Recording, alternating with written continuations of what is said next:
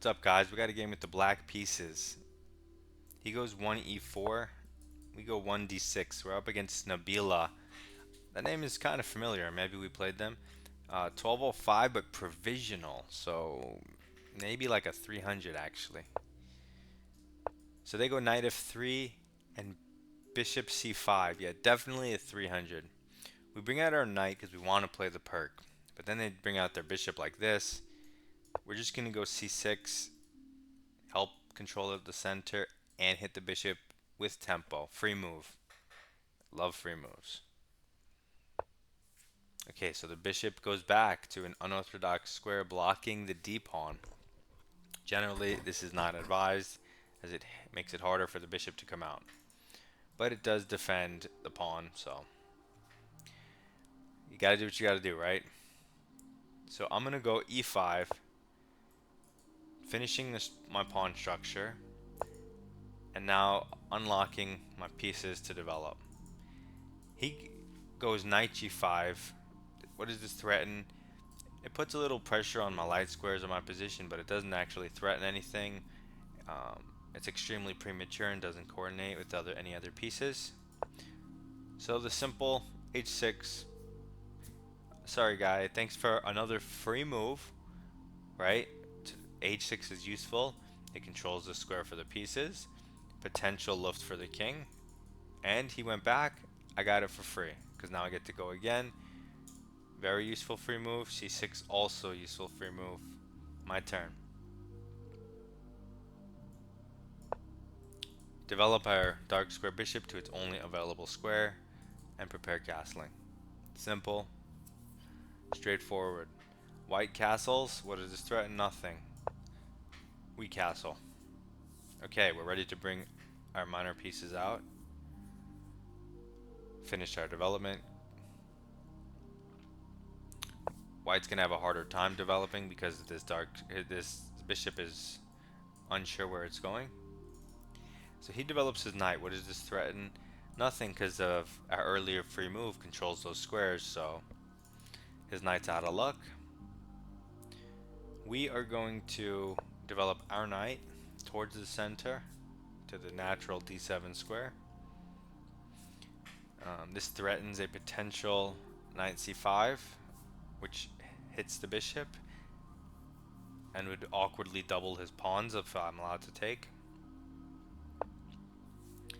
So white goes a3. What does this threaten? Nothing. What's the drawback? Big waste of time. I'm going to continue my development by moving this knight out of the bishop's way, putting it on a much better square than either b8 or d7, and that's c5. Double hits the center as well as the bishop. He didn't want me to take the bishop and double his pawns. That's fair. But although this looks natural, gets out of the attack, controls a beautiful diagonal, what's the drawback? It undefends this diagonal here. So anything on the diagonal is now weaker, including this pawn, which is hit twice. So I'm going to take that pawn with my knight on c5, which had its long journey. On its fourth move, we win a pawn. Central pawn, important pawn, game-winning pawn. Okay, so he takes our strong knight in the center. We have to recapture. And now that he doesn't have a strong pawn here, he doesn't have control over these two light squares, f5 and d5. That allows us to push easily, like d5, extremely natural here, now available. So he moves his queen over to e1. What does this threaten?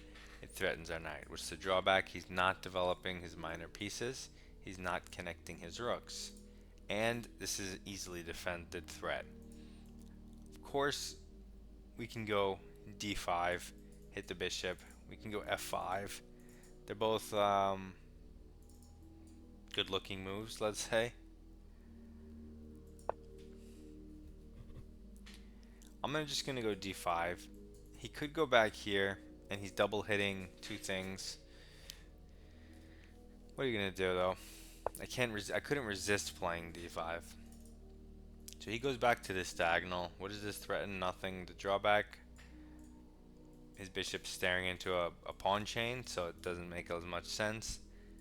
This pawn undefended, however, so I'm going to keep that in mind.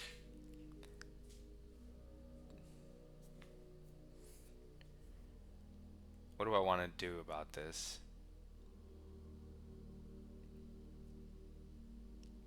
I think, what if we bait him? I move my rook, he takes the pawn. I go bishop c5, hitting the knight. He moves the knight. I take this, hitting the queen with my rook. But if he takes this, I get a queen, he gets an up material there. That could work. Let's try it. Let's go rook e8, lining up with the queen, and none of that happens. He does not take the pawn, falling for my tactics. Instead, he goes d3, hitting the knight, opening up the bishop, and double hitting the pawn. Probably a smart move. So I should move the knight. Where to move it? This. I doubt any of them are considered wrong.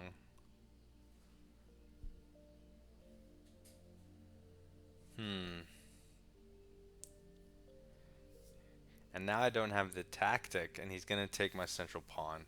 But I have good development, so I don't care. Let's see. Where do I move my knight, though?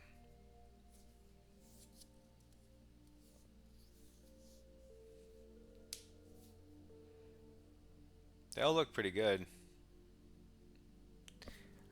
I guess let's just bring it back home to its most natural square. There's no reason to do any of these weird squares. If you go here, if you go here, he's gonna move the bishop back. Okay, so he takes in the center, he gets his pawn back, but he walks into the X-ray. So what happens if I do this? He's gonna defend it with one of the pawns. So bishop here hits it twice. Pawn here is defended twice. Knight here, I'm hitting it 3 times. Pawn here, he's defending it 3 times. F6, I'm hitting it 4 times. This, I don't know, it probably works. Because even there I can attack it again. I can go c5 attacking the thing protecting it. I don't really know.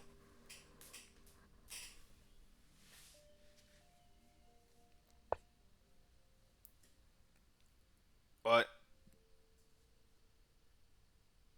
bishop g5. I did not consider this response.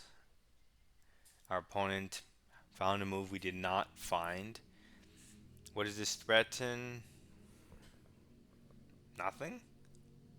Dare I say nothing? Nothing at all? He's pinning the knight, but what's he threatening? Like, if I give him another free turn, what's the point of the bishop doesn't do anything? If he takes the knight and I take, it doesn't help him. What if I just take the bishop with the pawn? His knight is stuck in its quandary, and now he can't play f4 because I just take it. So he has to rely on only d4. I'm going to take the free piece because we accept donations. We're not so proud that we turn donations away.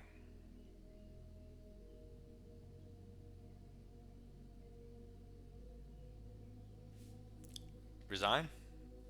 Because now this is the thing. And we're up a full piece. What the heck was bishop g5? Pure panic. He saw that his knight was hit. For some reason he didn't put a pawn here or here.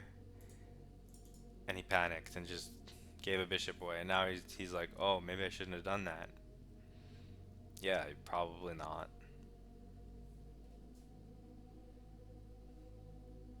And so this pawn was probably poisoned unless you fully calculate all the consequences of this line where I go bishop d6, You protect with both your pawns. I keep attacking it with the knight and the queen, and see if you end up losing a piece or a pawn at the end of the line. So this guy's, I mean, what?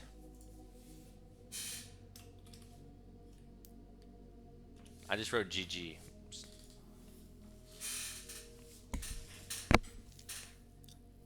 Normally I don't write stuff, but I was hoping it would. I just didn't want them to time out, like sit there for 6 minutes without making a move, because that's annoying. So he defends the knight with the pawn now. Um,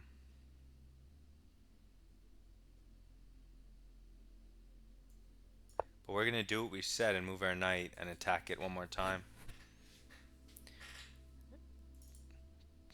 The knight's defended by the bishop. He moves the queen out of the way and says, you know what? I'll just give up a pawn to end all of these shenanigans.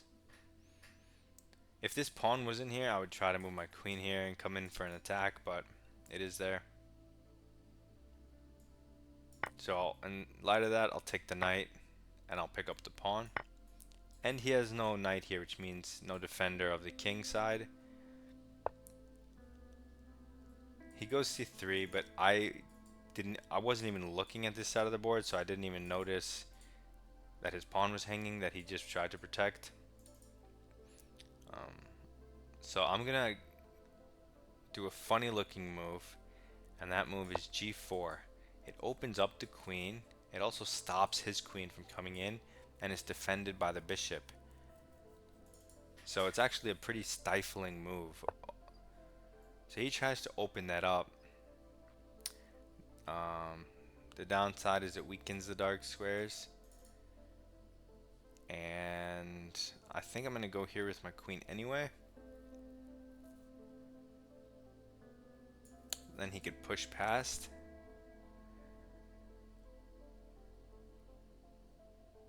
I'm going to do that anyway though. There was this, but this bishop's protected.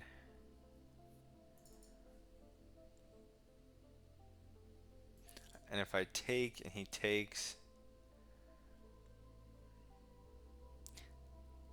there's no need for that. I could also just bring my queen here.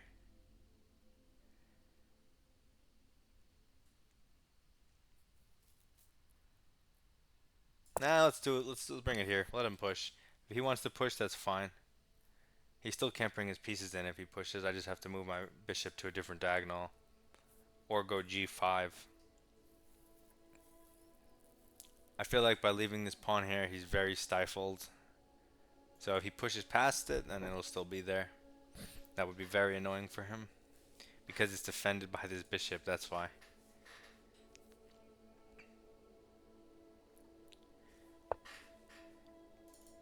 So he goes g3, trying to stop the coordination. Takes, check. Takes, check over, queen up, queen here. I don't even care, I'm gonna do it. I only have a minute, so I can't calculate further. I don't want to waste the time. So, since before this we were up 4 points of material, I'm gonna sack the bishop. At the very least, we get 2 pawns. So it's sacking 1 point back, so we'll be up 3. My queen will be in his face. I'm gonna have rook lifts. I'm gonna have bishop in. I'm gonna have pawn up. I don't know. He doesn't even accept the sacrifice, and he just moves his queen up. That's fair. But now I'm not gonna sacrifice. And I'm going to put my bishop here. It can go to a new diagonal. It's out of the way of the rook. It's out of the way of the attack. And I picked up a very important pawn. And now I can push. But he takes. I can bring in a new piece or take with check. I'm gonna bring in a new piece and try to check him on this diagonal. It also coordinates with the rook, which will be devastating actually. This is devastating. Checkmate and the queen. I don't think he has a move there, so that's the next move.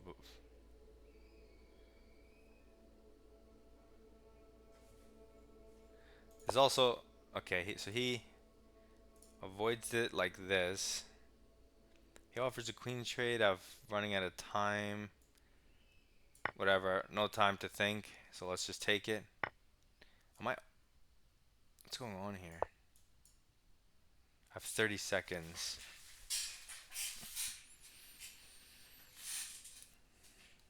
Okay. Takes. Rookie 1.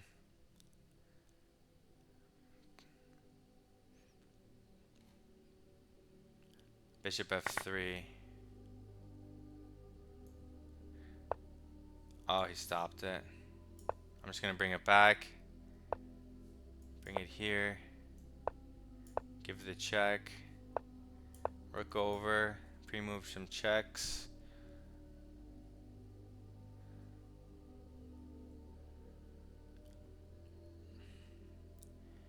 Okay, good. So I'm up a bishop here, but I have no time.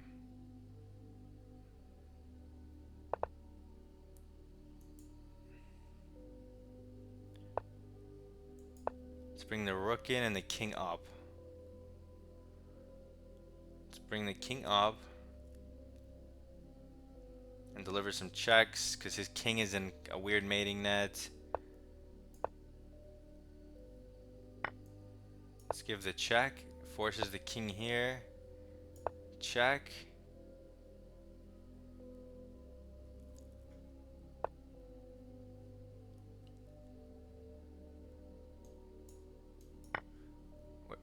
I gotta find the mate. Here. You know what? Hit the rook in here. I need something like that. Otherwise, I gotta move this pawn. Or this pawn. This is definitely mates here. I could just push this pawn up the board. I have no time. So what am I doing? I have this. I need a checkmate. Oh, I could just push this guy and distract his rook.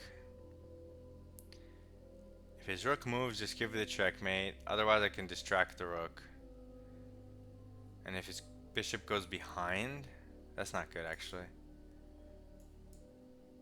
So yeah, I'll push this pawn. I'll do something like that maybe. And then that's checkmate. He moves the bishop to get behind anyway. I'll hit his rook. We'll go for this one.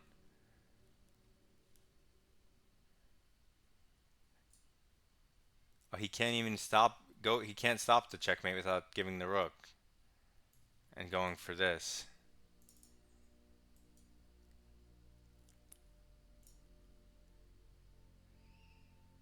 He has to do it and try to beat me on the clock. But his king's cut off, so I could try to just run the pawns up the board. Queen on g5 is checkmate.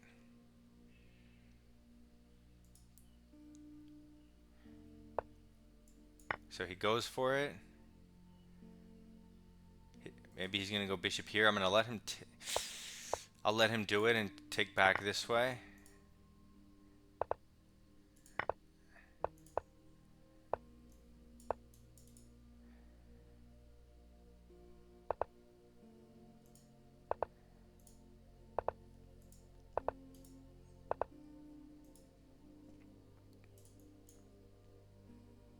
I'm just pre-moving like kind of random stuff so I don't run out of time. So, that's a checkmate. Oh my god. Holy moly. That's a crazy checkmate.